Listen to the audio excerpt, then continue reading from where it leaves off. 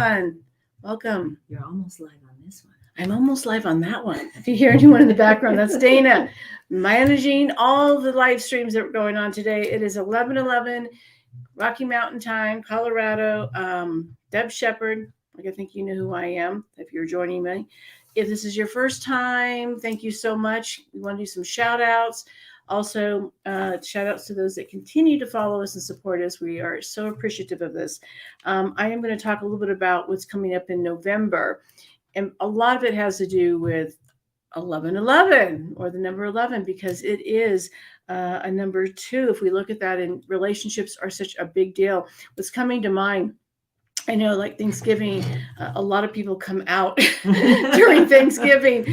So maybe this is a month to really think about how to be really authentic and really talk about, who you are. And are you, working yourself into a tailspin, or you finding your power in your voice to be in relationships, whether it's ones you're in now, connecting with relatives and friends during this time of year.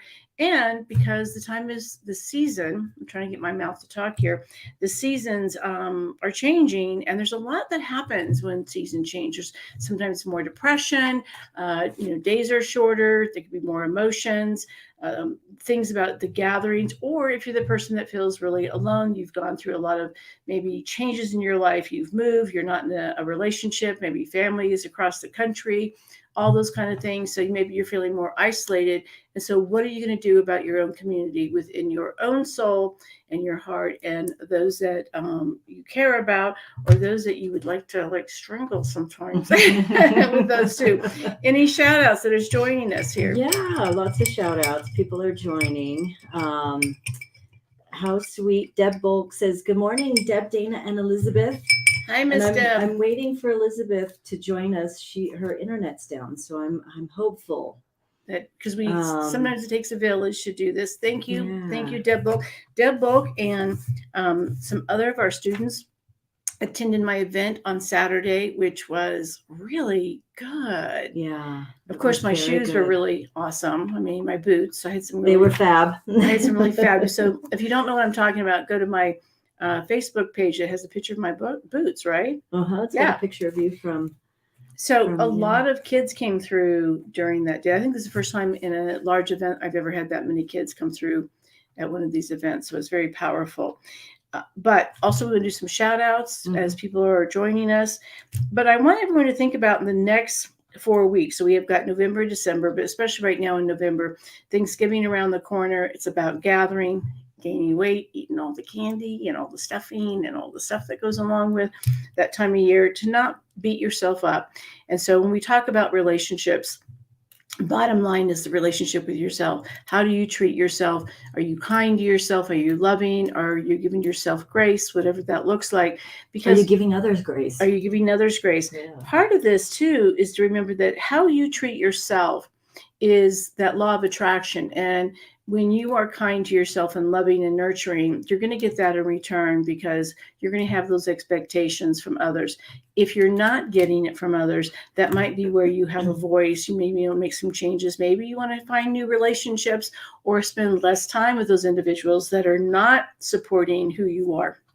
And it doesn't mean that you have to be everyone's cup of tea, or everyone else is your cup of tea. It's really not about that. It's about really your own alignment, being in that place. Dana's moving stuff around me, so I think it's they ghosts. wouldn't have even known. They wouldn't have said anything. I know, but I feel it over here, okay? Going back to how do you honor yourself? And I think the pandemic, even though it's over and we're still dealing with, COVID and things like that, it really changed a lot of people in the sense of being alone or working from home or relationships, and how we just looked at life in general. So as a number 11, which is a high spiritual number, that also equals a number 2. It's all about partnerships, your partnership with the universe, your partnership to your belief system, your partnership in your belief systems. What do you feel about money? What do you feel about,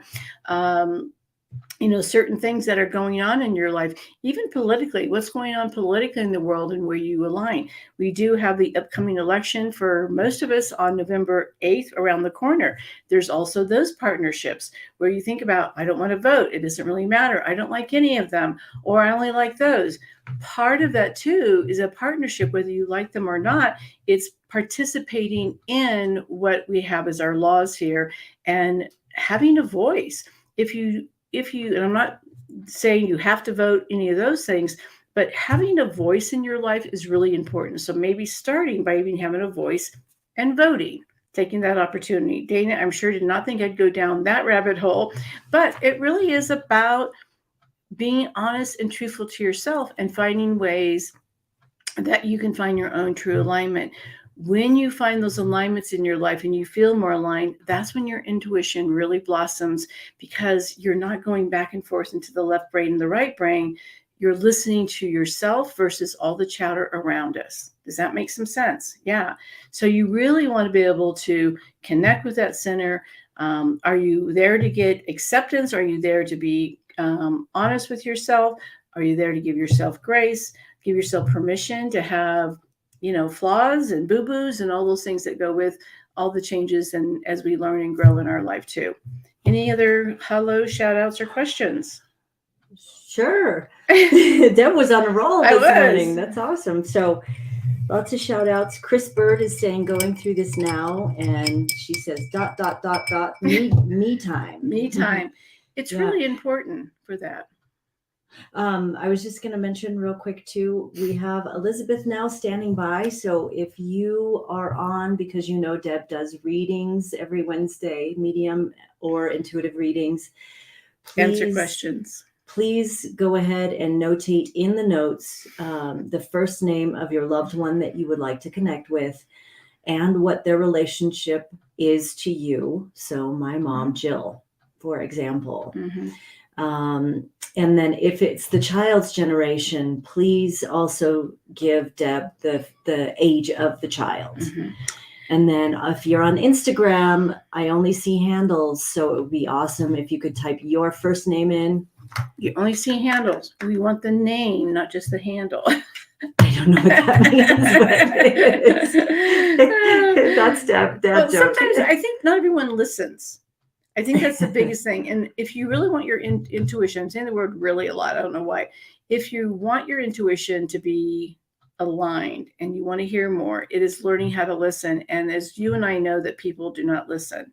There's always a chatter going on and people wanting to do it their own way. So it's important to know. And so the visual was, we don't want your handle, we want your name. Dad joke. Dad joke for sure. And shout outs to lots of people that are entering in. Make sure you enter the name of, the age of the child if it is children. And if you've had a reading with me, especially recently, give some other people a chance too. We'd really like to give everyone an opportunity. Also, is anyone having any concerns about the holidays coming up, or what are we doing to prepare? And how are we feeling going into the fall season? That would be part of it as well. This is funny. I got to thank you for moving the class because it was distracting. All right, I'll move it back over here. You're welcome. This is my mud water I'm drinking. It's kind of like coffee, but different. So for the next 2 months, I can't believe that we're wrapping up 2022. And this whole year has been definitely about relationships, all about partnerships. And I have noticed a lot of shifts in partnerships. Well, you and I got married. We did. You had never been married. I said I was never going to do it again. And we broke both of those patterns and chose to walk on the beach. Yeah, I was never going to be married. I was never going to do it again. So again, it was about partnerships and changing what we look for in partnerships. I think when we have bad experiences, we always use the word, I'm never going to do that again. And this is an opportunity to open up and say, well, I never maybe want to do it like the way I've done it in the past, but I'm open to doing it differently. And that's what we should lean into going into 2023, as well as the next couple months, is I said never, but maybe I can do it and step into it looking a little bit differently than I used to do it. And that's the shift in partnerships, because we can get a real callous feeling if we've had some bad experiences in the past where we just cut things off. And my recommendation then is to, how do you look from another perspective and look around something to say, how can I do this differently? How can I show up differently? Because that means that maybe someone else can also show up differently, and I can learn from that, and that could be a different partnership. Doesn't mean you have to totally agree, be, in love in the sense of, you agree with everything, but you also learn to listen, to agree to disagree, and still have a relationship. And I think that is the key to a lot of things that we find, that it's either one side or the other. And not everything is black and white. There are 50 shades of gray, to look at things differently and be responsive. I was reading this article the other day about, if you really disagree with somebody, how to have them see your side and vice versa.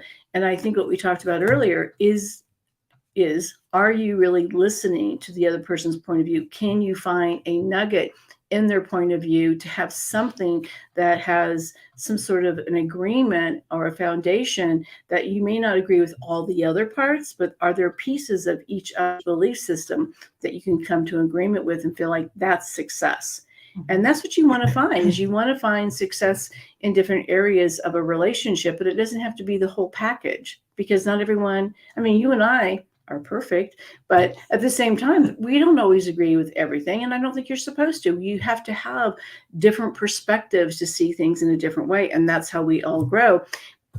Usually our perspectives too are really about our past, where we hold on to something, like you say, I'm never going to get married. And I said, I'm never going to get married again, where then you grow and learn and you shift and you go, hey, just because my past, I believe that, doesn't mean my future has to look like that as well. It can look different. And change is really what we're here. We're here to grow and change and expand and see things in a much bigger way. And that's how your intuition really opens up as well, because what happens in our intuition is we want one success. I want it to look this particular way. And what happens is our guides go, but there's this way and this way and this way, and you're not seeing it. So are you shifting to say, well, maybe there's another way to do this? And am I open to possibilities that I didn't think I could do? So is that when they hit you with the 2x4? Oh, yeah. And I get lots of 2x4s. I always say I have enough 2x4s that I built a mansion, and now I'm building the second home on the beach, Miss Dana. Yeah, we can make it really difficult because of our past, not realizing that what we did in the past was perhaps a limited experience, which our future can say, okay, take that experience and then change it. And that's how we've all grown. We look at homes, we look at cars, we look at healthcare, we looking at operations and medical care, teaching, education. It continues to change for what we did, 5, 10, 15, 20, 30, 40, 50 years ago. And so it's important for all of us to continue that growth as well. So a couple comments. And I do want to mention, we have somebody on with us today, Claire, who is on Grieving to Believing, your show on YouTube. So if you haven't subscribed to YouTube yet, please subscribe to Deb's YouTube channel. We release a new episode of her new show on YouTube for free every single week. And Claire is on with us today. This is coming up on 4 years. And her daughter, we talk about her, you share her daughter's story. She shares her daughter's story on Grieving to Believing. It's been 4 years. So she's saying she's having a hard time with the holidays coming up. Well, Claire, we just love you on so many levels. And part of it is being brave enough to share your journey with our audience, because I do believe that when you share these things, it helps others and it keeps your daughter's memory alive, even though we'd much rather her be here. So thank you. And we're in great gratitude. I will tell you, doing the show on YouTube, Grieving to Believing, it's been a little heart-wrenching. I've had some ebbs and flows because it's back to back working with parents that have lost a child, very different than having the grandmother or a spouse or the dog and all these other things. And so the emotion that you go through, for me, and I haven't even lost a child, I'm not even able to imagine what parents go through.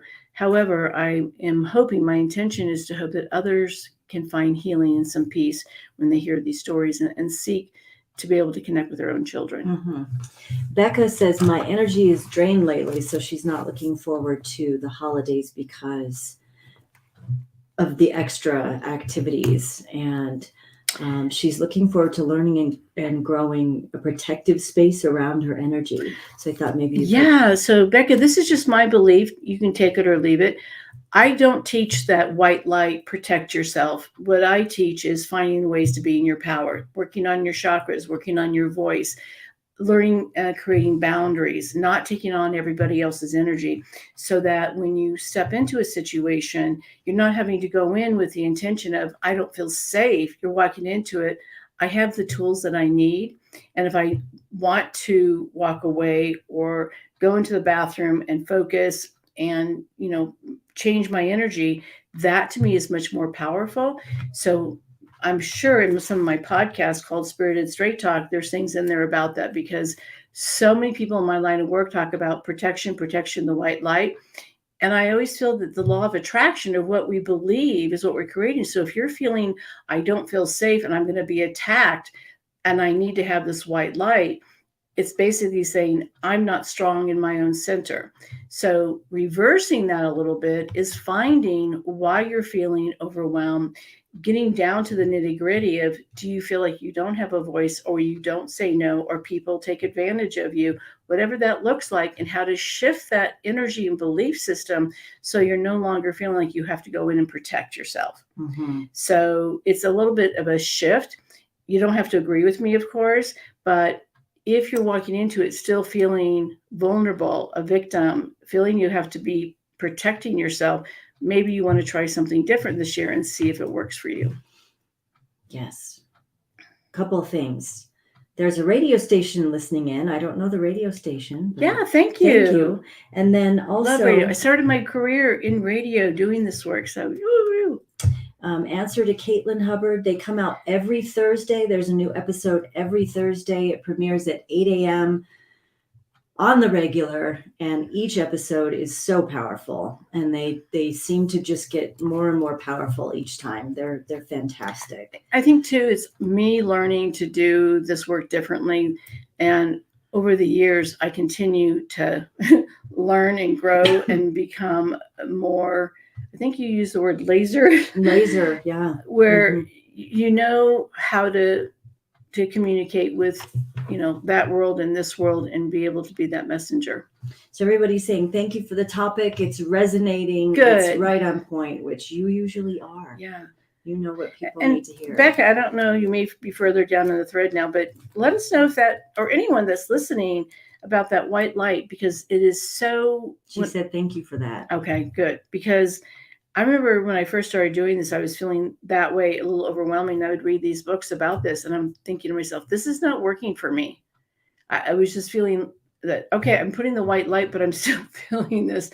So as I began to learn more about these abilities and the work and energy, that's when I began to shift it and started teaching it this way. Mm-hmm. So, okay. Awesome. So real fast, we have Jill Pepperman on.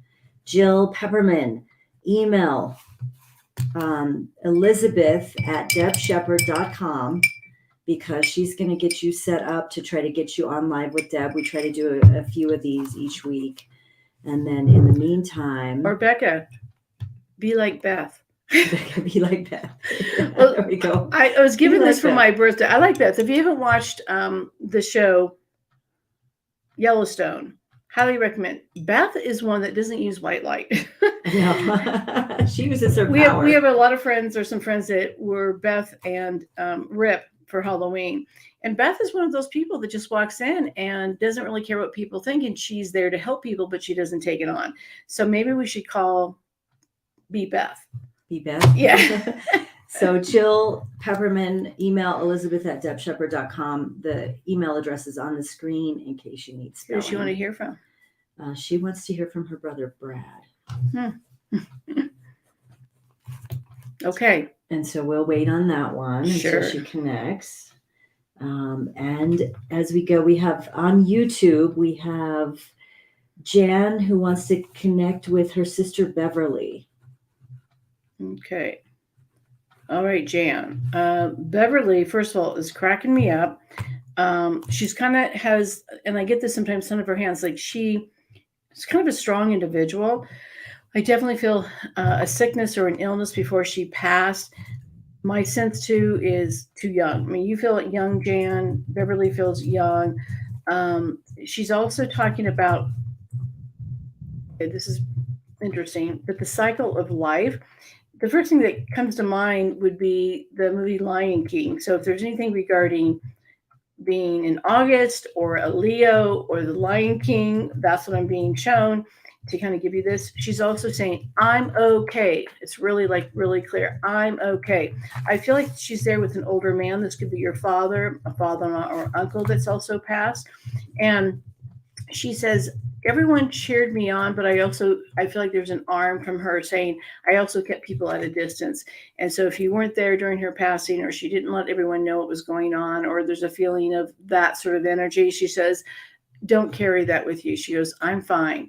And I'm not sure she really would have believed in psychic stuff like this, but I feel like she's glad to be here. I'm also seeing a candle, which means to me within the 30 days, of November, that there's a birthday or anniversary that she's acknowledging. So it could be hers or someone in the family that she's acknowledging as well. Yeah, please share feedback and validations too, because we really like I don't think I've ever gotten the Lion King. No. Yeah, the circle of life. Yeah. I haven't. So I have to, like we talked about, there's so many metaphors to what some of those things mean. Mm-hmm.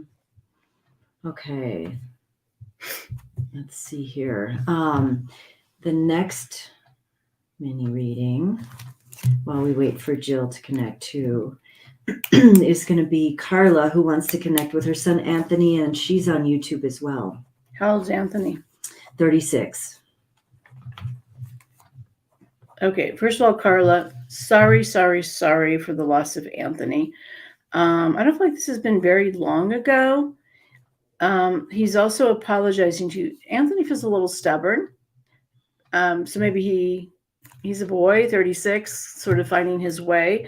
He's also, I feel like this is more of an unexpected loss for you. I'm also seeing something around the head. So this could be an impact to the head, seizure, something that happened in the head, or something around, I don't think it's being stubborn. My head is just hurting. So it could be mental health, things like that. He's also saying to me, you got this. And this to me is not about just the loss of him, but what you want to do in honor of Anthony or how to continue on. If you got this, it might mean that he doesn't want you to meet him earlier than necessary. That keep going, keep plodding along. I would imagine for parents connecting, losing a child, sometimes hard to struggle, where you want to be, but he says, you got this. And he's talking about the car, the issue with the vehicle or the car. So if that makes any sense, please let me know or ask a question regarding that. Mm-hmm. Jan, share validations. What did Deb connect with too? Did she say anything?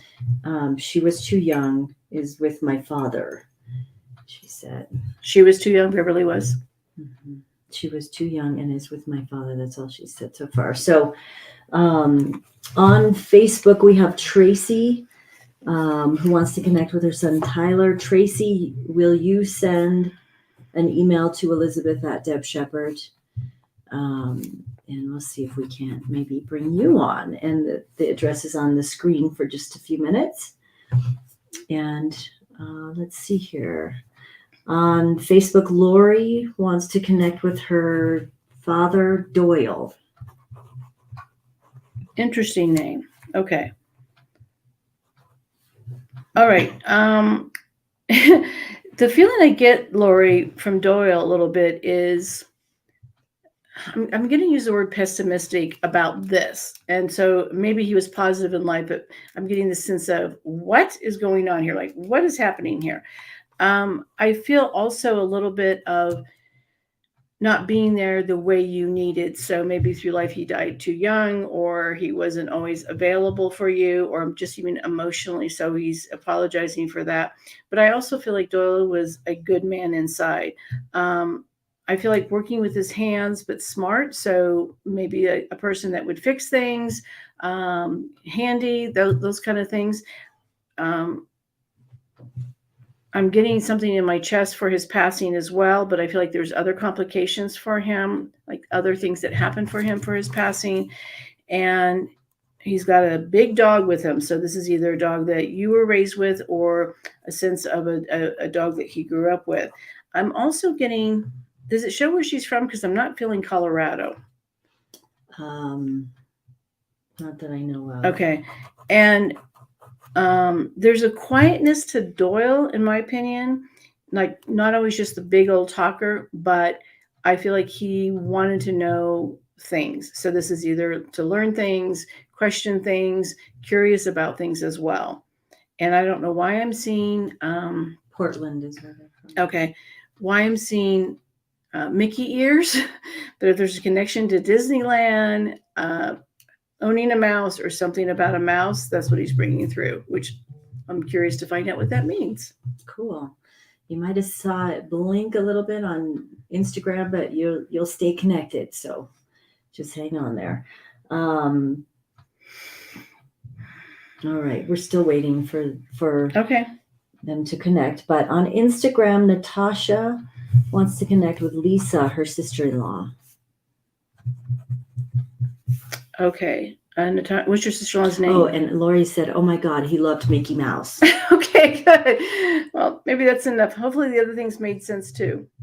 So yeah, good guy. And that's what I said. I felt pessimistic, which if you like Disney, you're not pessimistic, but I think about this. So it wasn't like in life, but maybe about going to a medium. Oh. That's what it felt more of like. Well, he's not now. No, he's not now. Does Natasha have her sister-in-law's name? Lisa. Oh, Lisa. Okay. Yeah. Okay. Lisa is first of all thanking you, Natasha, for being there. I feel like Lisa was too young for her passing. My stomach is bothering me. My lower abdomen is bothering me, like a lot of other stomach issues. So this may have been where she was sick from, maybe chemo, or she was just sick in her stomach. There were some things going on with that. Eating as well. She is also saying, you guys did what you could. I'm also getting some people didn't have closure in her passing or didn't get to have that connection before she passed. And she also has the baby with her. So if someone lost a pregnancy or lost a child, or she's talking about someone having the baby, that's what she's bringing through. See if that makes any sense. She's also given me the number 17, which could mean a month. I mean, not a month, a day in a month, 17 years, something about a 17th anniversary. Maybe that's how long she was in your life, or that's when you guys met when you guys were 17. So far she's saying, oh my God, yes, tons of issues. Sometimes it takes a minute for the comments to catch up. Okay. I'll keep reading the comments. Is that Natasha? Mm-hmm. Okay. Yeah. And then we have Jill with us now, so we can bring her on live. And I think she is from Scotland. Is that right? I'm in Syracuse, New York. Oh, Syracuse, New York. We probably got it mixed up with somebody else with a similar name. Hi, right. Jill. How is New York? New York is beautiful. Autumn has been very nice to us. We are still enjoying warm temps and beautiful fall peep colors. So great. We have some friends that are from Syracuse, New York, and I've heard it's just beautiful. I've never been there. So you've lost your brother Brad. Correct, and it's anniversary date for me today. 34 years. 30. Oh, he's been gone 34 years. Okay. Yeah. I'm assuming he was young. Was this an unexpected passing? Yes. Okay. And was this an impact to him or an accident that occurred? Okay. He's also, was he like in his teenage years? Actually, early 20s. Early 20s. Okay. He's laughing. He goes, I act like a teenager, but yes, I'm in my 20s. He's also feeling somewhat responsible or feeling that there were circumstances that could have been changed regarding his passing? Absolutely. Correct. Okay. He's also said that because of his death, it changed your the way you took on life. So the things you chose to do, the way you honor people in grief, maybe a career, things like that. He says you just really changed things. Does that make sense? Yes, very much. Okay. He says you keep a picture out that you still talk to him. Does that make Yes. sense? Okay. Is your mom with him? Yes. And dad too? Yeah. Okay. So I feel like it was really obviously hard for your family to lose their son, but I feel like it really affected your mom. Your dad got really quiet, but they're here with him as well. And they're showing me the tiny dog. Okay. And is there a horse connection? My brother was an FFA leader ag at UC Davis, so lots of Lots of farm animals. Okay. Was this in California? Yes. Okay. I worked really close to that school. There's a scholarship in his name. Yeah. Okay. So that's what he's bringing us up. I'm getting chills about how he did things. He's also showing with me he lived life to the fullest. Yeah. Yeah. He taught us that. He said that he understood fears, but he really didn't live by living in fear. Mm-hmm. Yeah. And he says, he's like got his arms crossed. He goes, and Jill, why isn't there a tattoo on you yet? Yeah, there's one of my tattoo. Oh, so you do have one. And he's also saying, did someone name a child like a middle name after him? So my niece named her first son Davis, and that was our last name, Brad Davis. So he's just bringing this up as a validation. Beautiful. And he says that he is around, that you do feel him. And he says he comes to you in dreams, or he's come to people in dreams. Sure, yeah. And he says you have a lot of questions, but he says it's not your time yet. And the other thing he says to you is live life with happiness. Okay. So I feel like he really left a lot of positive things for the family. Yeah. Agreed. Was he also a person that just, I feel like a pioneer in a way? We're going to try this. We're going to see if this works. We don't know what's going to happen, but I just feel this pushing of things. Yeah, he was very open to new experiences, and that was something that I keep with me to honor. Yeah. What do you want to ask Brad? Does he know about Davis and Presley and all the new little ones in our lives? Well, if he says that there was someone named after him and he knows from it, absolutely. Okay, good. And what's going on with your right foot?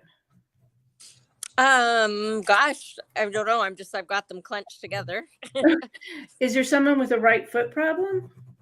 I'm not coming up with that. Okay, it feels like someone sprained their ankle. Okay. So this could be someone that's in your life, like the niece or someone like that as well. Okay. So he says, of course I'm watching everybody. He's doing actually this. You remember the movie with Meet the Fockers, right? Yes. And like he says, I wouldn't miss this in a moment. And what's the connection? What's the connection to popcorn?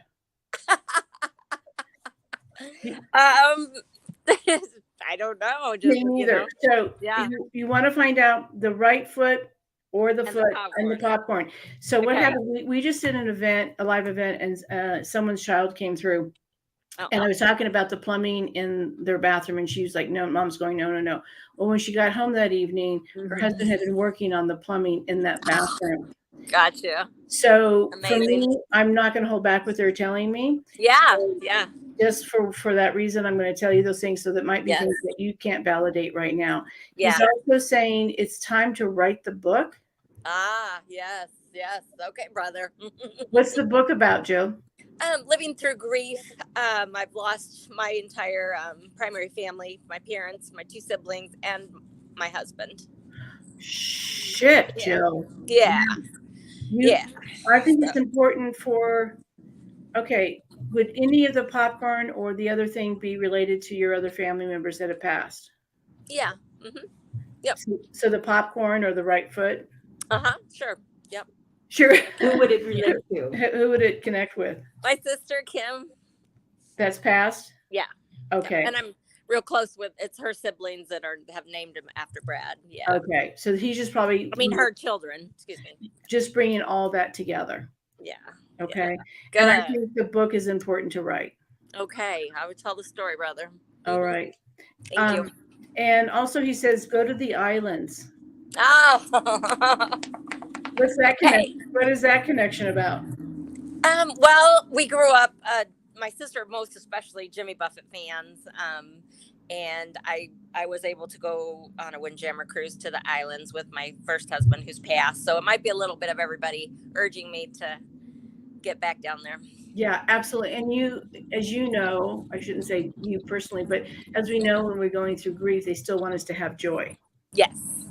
So I think that's what they're coming through. Like, you've lost so many, and I'm so sorry. Yeah. That makes a lot of sense why it's, bring joy while we are grieving at the same time. And share the story to help others. Yeah. Yeah. Okay. Jill, thank you for coming on, and thanks for watching. And absolutely. Sending you lots of love, and the anniversary of your brother too. Okay. Thank you, Deb. Yep. Thank you so much. All right. Bye-bye. Bye-bye. Do we have anyone else coming on with? Is that it? Okay. Listen, I'm always honored that people join us for this live 11/11 on Wednesdays. I want to thank, of course, Dana and Elizabeth for making all this work, all the magic behind. Please always follow us on all the different things that we have in my Facebook and my YouTube, all the stuff. But I really want to shout out to the Grieving to Believing on the YouTube channel. Please watch it. It's very powerful. If you're questioning if there's an afterlife, or if you know anyone that's lost a child, please join our Grieving to Believing show on YouTube. Thank you. Always remember that even though your loved ones are on the other side, they are still by your side. Thank you. I'm Deb Sheppard.